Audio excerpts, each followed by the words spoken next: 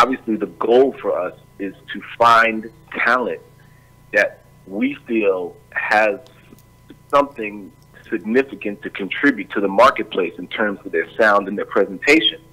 And then we have to look at our ability to take advantage of that sound and that movement and get it to the market, more to the right audience and the right demographic to ensure that we're able to make it make sense to the consumer. And then hopefully from the ones that we know it'll make sense with, it'll spread to the portions of the consumer body that it doesn't necessarily make sense to. What are some of the new movements that you're seeing? Is there a trend that you see developing in some of the genres? Honestly, not at the moment. I think it's in this weird place, right? The music industry goes through cycles as far as how the movements go. You'll have this volatile portion of the cycle where it's like a free-for-all. It's like the Wild West, where it's anybody's marketplace, anybody's business. You know, where there's no definitive movement or direction, and everyone has an opportunity to establish themselves and become the next great movement that everyone follows. And then, of course, once that movement is established, then that creates another cycle where everyone's saturating the marketplace with that one cycle and movement. And I think what's happening right now is we're coming out of a certain cycle and movement, and it's starting to really become a free-for-all again, where it's just anybody's marketplace. And it just hasn't been a dominant enough movement to come into the industry to dictate the course of music. So it's a good and a bad thing. It's my understanding that, thank you for that, it's my understanding that since 2014 you put out a few releases via Sony Red that were distributed through Capitol Records, and after building on that and through Q Records, you look to grow your company by developing artists and working on films. You've worked with artist Marissa Ann, and you've also collaborated with Miramax on some projects involving such talent like Tobey Maguire, Samuel Jackson, and Vin Diesel. And the soundtracks for those projects were with the Q Records banner. What kind of music for soundtracks do you look for under the Q Records banner? Well, when it comes to soundtracks, it's not about the Q Records banner, to be honest with you. Okay. Soundtrack is film. And does the song fit the mood of a particular scene in a movie? I don't think that any record company dictates what songs will or will not make a movie. The producers do. Because in the visual of, or the shooting of the film, they have a scene where that scene is expressing a certain mood or emotion that is pertinent to the story. And they're going to look for music that's exemplifying what it is that they want you to get. So, you know, you think about any movie that you watch, let's say if you're watching a particular love scene, the music they use in one love scene might be different from another because the type of love scene it is. One might be a more passionate love scene. One might be one of those spur-of-the-moment, aggressive, you know, rip clothes off love scenes. You can't use the same music for both because they're two different moods and expressions. So you have to pinpoint songs that definitely fit each movie scene in order for the movie to make sense. So again, it goes back to my whole ideology about the harmony of a concept with a visual and the music. All have to be harmonious, even when it comes to a movie. So are there cases where you're sort of the music, you look for the music to fit in a certain scene in a movie sometimes? Yeah, I mean, of course, but the producer dictates to us what the scene is they're looking for, what the mood of the scene is, and then I would also, you know, invest myself in paying attention. I'll see the footage of the scene that I can get a sense myself of what the mood and what the tone of the scene is, and then kind of look for songs that fit the criteria. You know, unless it's a period piece where you have to go after an old song, whether it's a Miles Davis, let's say, or Michael Jackson record, because it takes place in a certain period of time where the music has to reflect the time that it takes place in. So I think it just varies. Do you go through this huge, enormous catalog of music when you're trying to find a certain mood that will match the footage that you're seeing? Or do you have artists, musicians who just slap a CD in your hand and say, hey, you know, listen to this and da-da-da-da, sort of the old school way, or is that a thing of the past? I think all of the above happens. I don't think there's any right or wrong way to get music into somebody's hands, per se. Obviously, what will happen once it gets into the hands of an executive or someone like myself who is looking for music just depends on the person or the executive. I mean, some executives will take the time and still listen to the CD. Most, won't, because they're going to, or they'll listen to the music and then they're going to immediately go and look the record up on the internet to see if there's any activity. They'll make phone calls, depending on where you're from. They'll call a regional rep. Let's say if it's an artist down in Texas, they're going to call the regional reps in Texas to ask if they've ever heard of the artist and what's going on, if anything. And they're going to pay attention to that. So regional music and musicians really are in control of their destiny in sustaining, not only creating that movement of dedicated fans, but sustaining it as well. And that's what regionals look for, and, unless you're really lucky, right? I think that's always been the artist's responsibility. Record companies have a different responsibility than an artist does. I always say record companies are not in the business of making records. They're in the business of selling records. Artists are in the business of making records. Record companies aren't in the business of making fans. These are artists are. Record companies are in the business of assisting you with the services that you need to keep a fan base, but it's an artist that's responsible for creating and, providing that fan base with material. Then the record company takes that material and distributes it to the fan base so that there's access. But, truth is the record dictates the course of the music career more than anything. What is your favorite music soundtrack ever? Man, music soundtrack? Uh-huh. That's a tough one. I think there's so many movies. I didn't really say there's one particular movie that had a soundtrack I thought was just the most amazing ever. There's so many. Titanic, phenomenal soundtrack. There's a movie, Oh Brother, Where Art, that tanked in the box office, but the soundtrack, 6 million albums. That was a good. I think Boys and Third was Straight Outta Compton was a great soundtrack because it nostalgically brought back great hits from the West Coast. Crush Groove was a fantastic soundtrack. That was the era of hip hop actively involved. So I have an empathy for that style. But it's tough to say. There's plenty of movies that have great music in it. Some of it is music that had already been out. Some of it is music that's never been heard before. But I think it's a tough call. There's so much great music out there. I'm a lover of music, so I'm kind of like a library of music in my head. There's so many songs in my head over the years that I like, and they span different genres of music. Well, we're going to go on a quick 2-minute break. Our producer's going to go on a quick 2-minute break, and then I'd like to, with your permission, have you discuss what you're doing on the film side of things, if that's okay. Absolutely. All right. Well, we're going to go on a 2-minute break, and we will have Quayshaun Carter, owner of Q Records, back to discuss the film side of entertainment and the direction he went there. We'll be right back.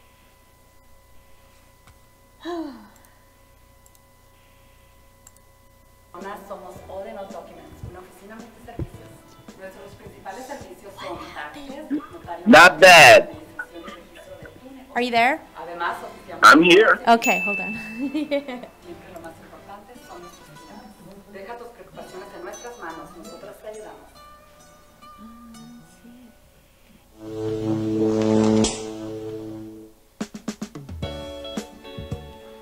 Hola, estamos ayudando a muchas personas. Somos Onda Documents. Hold on, Quayshaun. Nuestros principales servicios son taxes, notario móvil, administración y registro de tu negocio. Además, oficiamos tu boda civil. Tambo, tambo, tambo, tambo. Bienvenidos a mi nombre nombre es Seferino Moreno. Este negocio es familiar, tenemos con él 25 años de experiencia. Y nuestros horarios son de lunes a sábado de 8 a 6 de la tarde y domingo de 10 a 3. Contamos con el más extenso surtido de papel para control solar y residencial. O sea, tenemos una variedad infinita de material para el gusto de usted y sus necesidades y nos acomodamos a su presupuesto. Visítenos en 438 Norte, 16 Calle. Estamos en el sur de Phoenix. Gráficas en full color y vinil.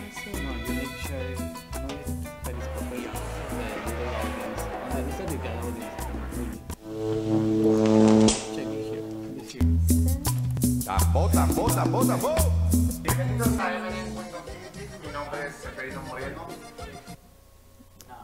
Okay, welcome back to the Tequila Onda show, and with me is owner of Q Records, Q Global, Quayshaun Carter, who has a valuable 30 years of experience in the music industry. And Quayshaun has kind of gone sort of a new direction, into a new direction on the film side of entertainment.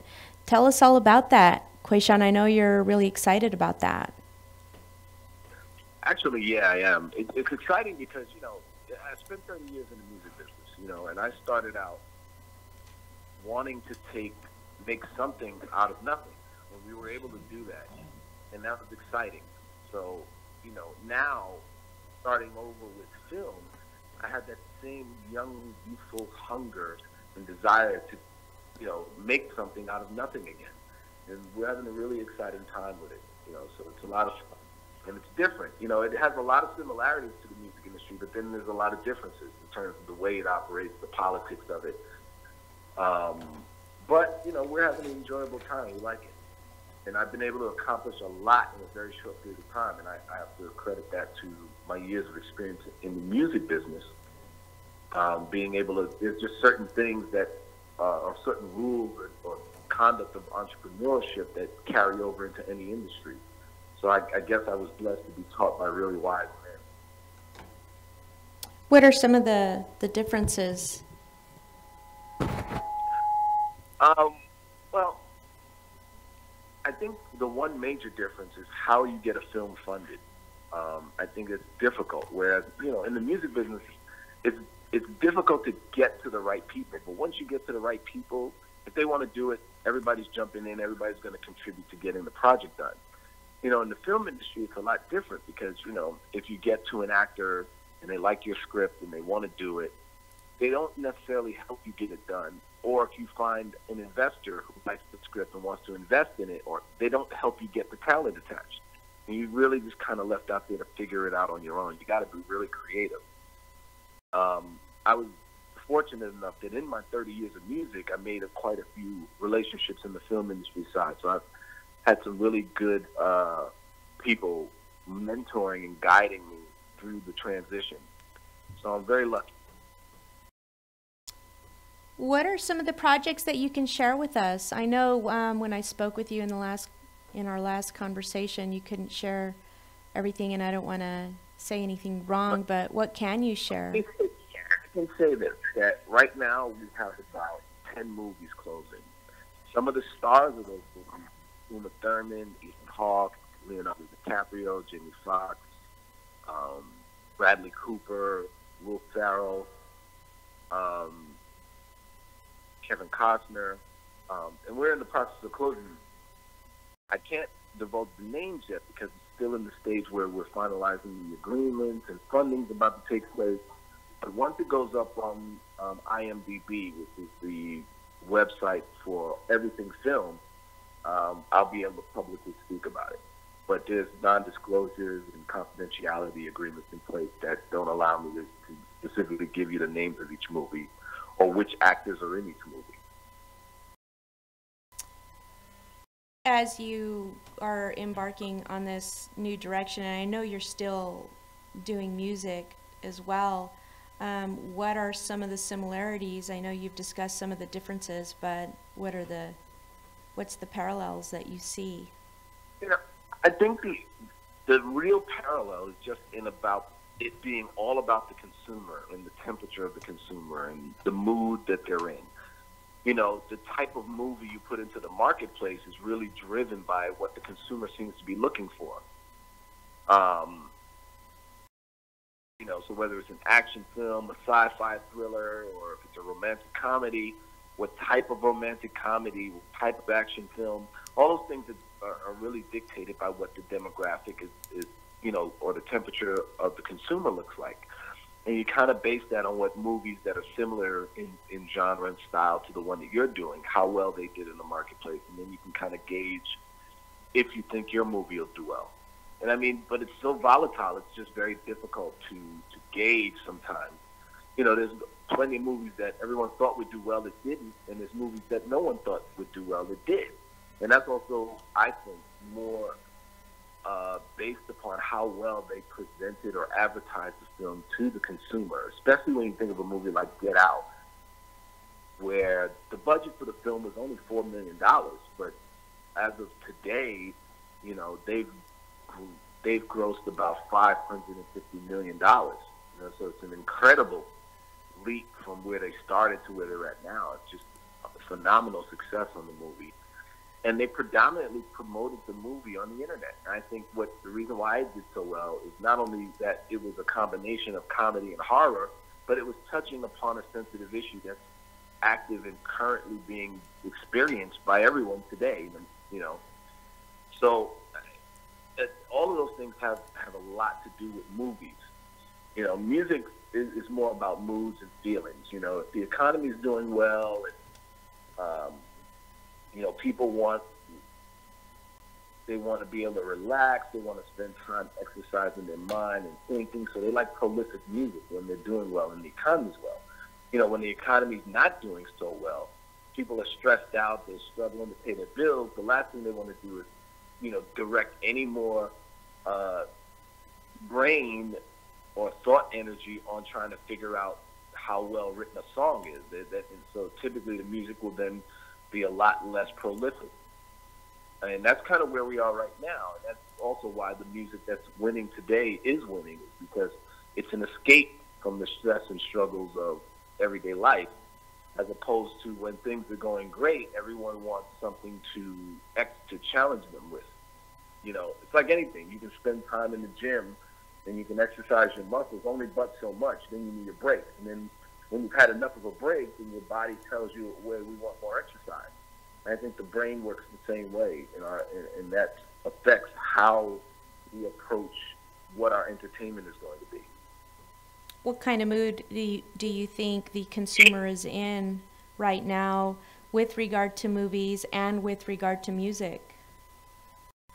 I think when you see what's going on, it's very clear where they're at. They want an escape. I mean, reality TV is dominating the television stations, you know, and that seems to be, you know, people are stressed out and they want to just escape their own stress by watching other people do stressful things to each other and to themselves.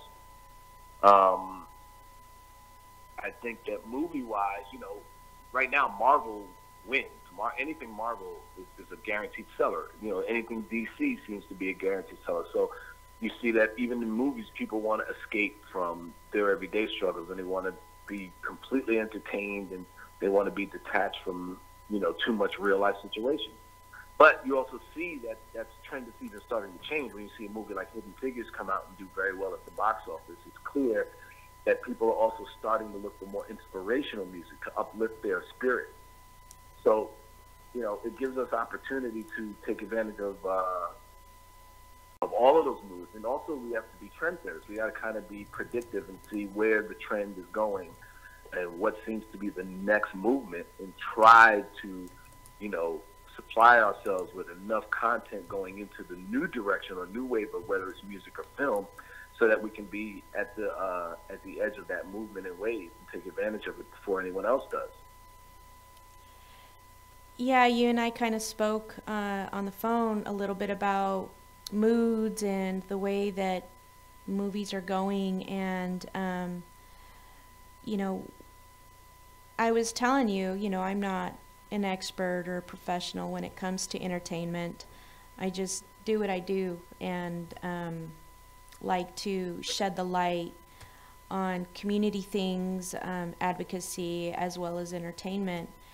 But when you and I had this conversation, I was telling you that I just thought it was interesting that, you know, sometimes you see television shows on networks or particular movies that kind of touch a nerve with you as an individual. And the example I think I gave you was Thor. And they used the song, the Immigrant Song by Led Zeppelin. And, you know, you watch the movie, and at the end of the movie, you have a bunch of displaced individuals who get on a ship and are now looking for a new home, and they're refugees. And so, you know, that for me, I'm sitting there in the movie theater thinking, you know, how there are so many displaced, how there are refugees and immigrants who are fleeing a corrupt society and to go to a safe haven. And there have always been safe havens since the beginning of time. But that parallel, you know, just, you know, you're sitting there watching a movie and you just see these parallels, and you kind of wonder if the creator and the writer of Thor was thinking about other people. Are there other movies that kind of do that with you? I mean, or am I delusional here? I think all movies today are doing that. I mean, that's the whole point, you know, of a movie, whether it's fictional or if it's documentary.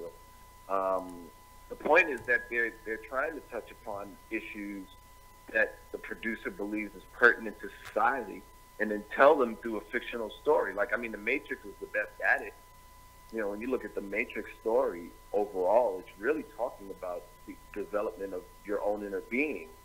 And, you know, we all have to become somewhat Neo and the One within the matrix of life, you know. And I think every movie does that. I think that's the whole point. If you can develop a movie that tells a great story and touches upon the heart and emotions of people, then you're going to have a good outing at the box office. Even movies like Thor that are really like comic book based or based to just purely entertain someone. Even when you think of comedy, like the Kevin Hart comedies, there's always some deeper moral or message to the story that they're trying to portray. You know, that's underlying all of the comedy and all of the things that you initially went there for. So I think all movies are creative when they're well done. They creatively get you there from an entertainment perspective on face value.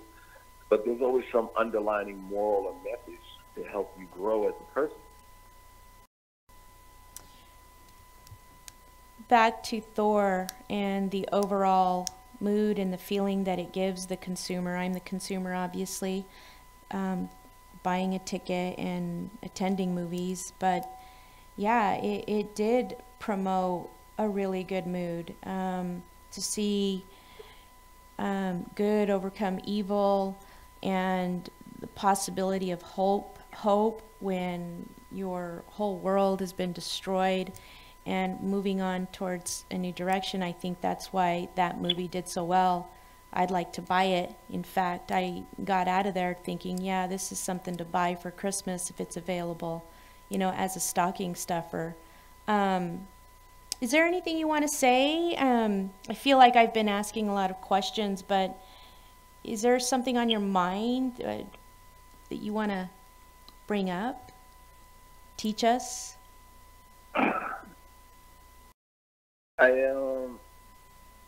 The only thing I would say is that whatever your style or flavor or taste of music is, whatever your likes or dislike is, that I hope that from all of this that we're doing, it helps people to grow, to become better human beings. You know, I think that what we need more of in the world is love. We need more oneness as a people. We need more humanity and compassion for each other. And I think that if we can do that, then we could really make the world a better place. I think even though religions say that we're somewhat destined to a particular outcome, I think that we control the outcome or what the outcome is going to be. And if we use love and compassion as the guiding force of our everyday lives, then we'll be more considerate of each other, regardless of race, creed, color, financial status, sexual orientation. And we'll just cease to be any of those things and just be people. And when we can get to be that, then we've made the world a better place. So my ultimate goal is to be an example of truth for everyone, and also to be a symbol of change. I don't necessarily want people to believe in me. I want people to believe in humanity. And that's really all I got to say.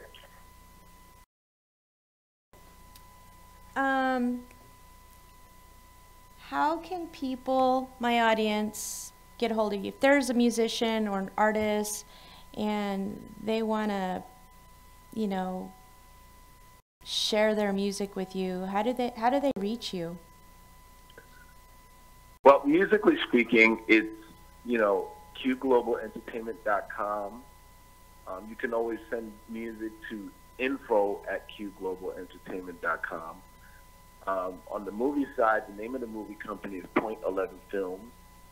And the same thing, you can reach out to info@point11films.com, and, you know, one of my staff will receive the emails and get back in touch as soon as possible. And, you know, we're always open and looking for opportunities to teach and grow and obviously find, you know, talent that we can work with and hopefully make change in the marketplace and make an impact in the industry. Where can they find you personally on Twitter, Facebook, and on social media? I'm on everything. You know, I believe that most of my Facebook, Twitter, Instagram is either Q Records or Quayshaun. I think I have 2 pages on Instagram, but the one to really find me, if you want to have a conversation with me personally, is Quayshaun _Q Records, which is QUAYSHAUN _QUERECORDS. And of course, if you just Google my name, Quayshaun Carter, then you can find links to everything from Facebook, LinkedIn, Instagram. So I'm pretty easy to find, fortunately. What else? We have about 10 more minutes, and I kind of want to talk to you, use some of those minutes to talk about a conversation we had that I think should be shared. We had a conversation about Kurt Cobain, and I inappropriately asked you, I wonder who the next Kurt Cobain will be. And then that's when you schooled me and said that it's not a question of who the next Kurt Cobain will be, but what will the consumer want and demand. Can you elaborate and expound on your thought process there? I think it goes back to, you know, everything we've been talking about. You know, the truth of the matter is records don't sell records, movements sell records. What determines if a movement is going to do well or perform well or not is the consumer. At the end of the day, we do what we do for the sake of the consumer alone. I tell anybody that I meet with who tells me things like, I'm making music for my block, I'm making music for my homies, I'm making music for my dead friends. Anytime I hear things like that, I say, well, don't be in the music business. You know, or I'm making music for me even. Like, because, you know, musicians make music for themselves. Recording artists make music for the people. So if you anticipate or have a desire to be successful in the music business, you have to first and foremost decide to put the consumer and their wants and needs before your own. And of course you have to stay creative, and you've got to kind of put a bit of yourself into the music so that the consumer can feel and identify with you as an individual. But ultimately, our job is to entertain the people. That's what our job is as musicians, as recording artists. That's what our responsibility. And that has to always prevail and come first. And I don't care what form of entertainment it is, whether it's music, film, sports. You know, when an athlete suits up and gets on the field to play, he's there for the people. He's there for the audience, for everyone watching on TV, to everyone that showed up to the stadium and spent their money to watch the game. I also believe that, like in the case of Colin Kaepernick, I agree with Colin. I mean, this is the thing that I find funny. You know, people say when athletes don't stand up and give their opinion or impressions when it comes to a sociological or political issue, they complain that these musicians and artists don't take life seriously enough. They should be more role models. They're role models, and they should take that role serious. And then when a guy like Colin Kaepernick decides to take a stand for an injustice in the world and use his star power in a constructive manner to help build or bring awareness to a particular injustice, now he's a problem too. So they're kind of damned if they do and damned if they don't. But in the case of Colin Kaepernick, and why I admire him so much is because irregardless of not being drafted to another team, irregardless to losing some of his endorsement deals, he's still doing everything in his power to make change in the world and try to be the best contributor to humanity that he can be. And you can do nothing but respect that in a man. I agree, and you know, I served my country, and my son asked me the question, "Hey, Mom, what are your views on Kaepernick? You know, taking a knee, and all of these athletes taking a knee to send a message, a political message." And I asked my son, you know, why? Why does he want to know? And one of his teachers, he's a senior at a high school here in Arizona, and apparently his teacher is using his classroom to chastise the children there, that, you know, what Kaepernick is doing is wrong. And so I had to, as a parent, counter that and explain to my son that it takes courage to do the right thing. And I applaud people who put their heads on the chopping block to be a voice for those who don't have a voice themselves. I believe our Creator, if you're a strong individual on this earth, and if you can sustain the knives and the bullets and the pies in the face, you should do that. And if there's, like in my case, with regard to the immigrants, the undocumented immigrants who don't have a voice and they don't have a vote, I work overtime during political years to encourage people to be their voice through the vote. So I applaud Kaepernick, and I am a very, very big fan of Eminem, and applaud how he put his reputation on the chopping block, because let's face it, Quayshaun, there's a lot of angry white people out there too. And he took a stand towards the end of the storm rap, the ultimate diss on Trump. He gave props to athletes who do take a knee, to express an important message against racism.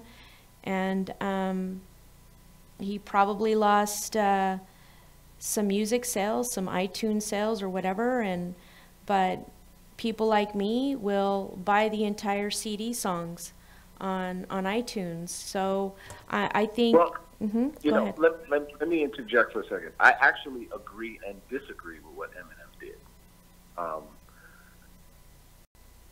In terms of his expression of his frustration with the president, I don't have a problem with that. It's his right, or free right, to do so. I have issue with the president myself, but at the same time I also give credit where credit is due when it's due. But take a stand and say that for him to say things like, if you vote for Trump or you still support Trump, you know, you're not my fan, or I'm not your artist anymore, and disassociate, I think he did a disservice to what we represent as musicians in the industry. I think he also did a disservice to the power that is afforded him being a star. The whole point is not about forcing anyone to any side. The point is to show that in a democracy, we have the right to take a side. And whatever side that is we choose to take is our free right, our free given right to choose. That's what you and others who have fought, you know, for this country fought for. We didn't fight for the right for a person to decide to pick to be forced into a particular side or opinion. We fought for our free right to be able to make a free choice as free human beings, as one republic and one community. So I don't agree with that. I agree with Colin Kaepernick because he hasn't attempted to push anyone to any side or any opinion. All he did is say, I'm protesting because this is how I feel about the injustice that's being created, or that's being committed, I should say, against African-American people. Now, whether he's right or wrong is irrelevant. The fact remains is that he stood up with courage to stand, and he stood for what he believed in. And he did so without trying to push anyone into following him or his particular opinion or views. He simply said, this is how I feel, and this is my way of silently protesting. He wasn't protesting the flag. He wasn't protesting the anthem, and he definitely wasn't protesting our troops. What he was protesting is that as a country that stands by the words of the song, or by the words in our Pledge of Allegiance, or by the flag that's supposed to represent all Americans, this injustice contradicts those things or those tenets that we say that we stand for as a country. And if we continue to allow these injustices to take place, then we are in direct contradiction of what we say we are as free Americans or as a free and just society. And I think that it's incumbent and the responsibility of all entertainers to get involved with their fan base, not necessarily to force them to pick either side or pick, to follow their particular opinion, but to know that they have the freedom to pick a side and a freedom to have their own opinion. And that's what we're really supposed to be perpetuating as a free society. Well, we're going to have to agree to disagree on that, and let me just kind of explain why I do think Eminem was on the right side of history. I have a friend of mine who I met in Washington, D.C. We were lobbying for legal immigration reform in Washington, and it was at a Jewish Latino summit, and it's a Latino Jewish coalition direction that we were all going as we were trying to get politicians to do the right thing with fixing our broken immigration system. And this man that I met is the son of an immigrant who fled the Holocaust. And, before Trump was sworn in, this man, who I look up to, does a lot of pro bono work as a lawyer for immigrants, does a lot of free things for humanity, for humanitarian causes. He said, what we have to do now to avoid repeating bad situations is we have to have zero tolerance of the intolerant. And I agree with that. I think there are some of us who were designed to go that direction and sort of draw that line in the sand and reinforcing it, teaching people that racism is wrong. And if you are going to be a racist, then I don't want anything to do with you. And I believe that.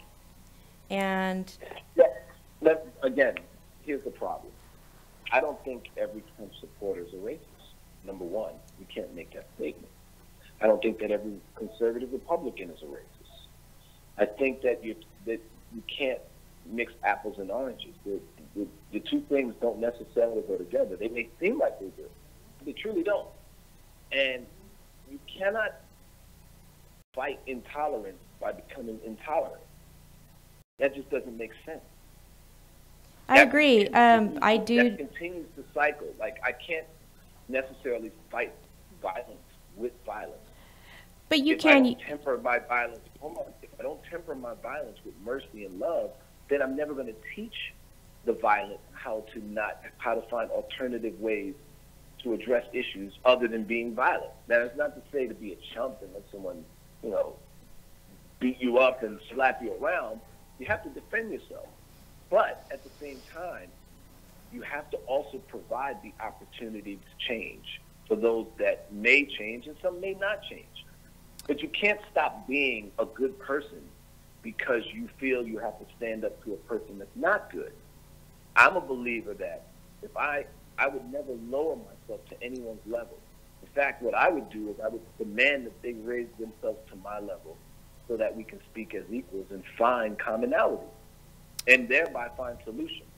We cannot compound problems with more problems. We have to find solutions to problems. And to simply say, well, if you follow this particular person who I think is a racist, makes you a racist, that's stereotypical. That's what happens to black Americans every day.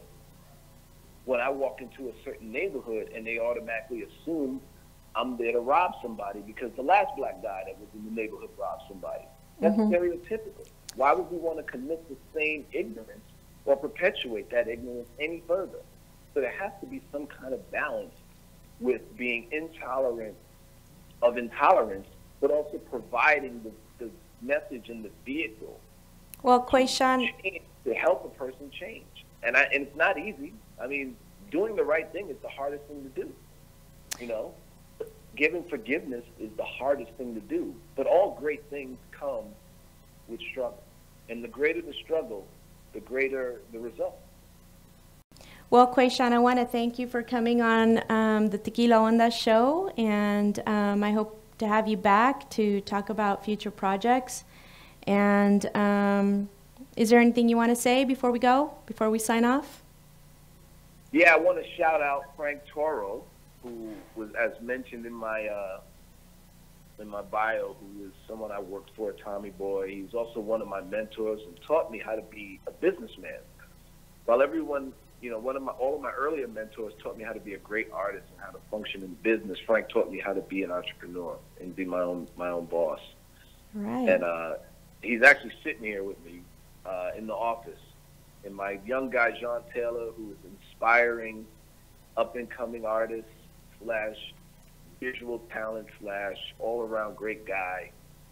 I want to thank them for, hanging out with me while I do the radio interview. Because, like you said, we're always working. We don't stop. You're a hustler. I try to be. You are. Like I said, I used to be a part of the problem. I think I'm trying now to be part of the solution. Well, thank you again, and I hope to see you in LA or New York sometime. Hey, I'm around. I'll touch down in Texas. I love Texas. So, you let me know when I can come, and I'll come down there, and we get her out and about. I'd love to touch the people. I hope that some of the listeners and viewers will respond back to your station and, give us some thoughts of how the interview went. And I'll reach out and call people if they want, tell them to just leave their names and numbers, and I'll give them a call and thank them for listening. All right. Well, thank you for listening to the Tequila Onda show, and until next Monday night, we're going to have Maldito Films. Thank you. Thank you. Have a good night. You too. Have a good night.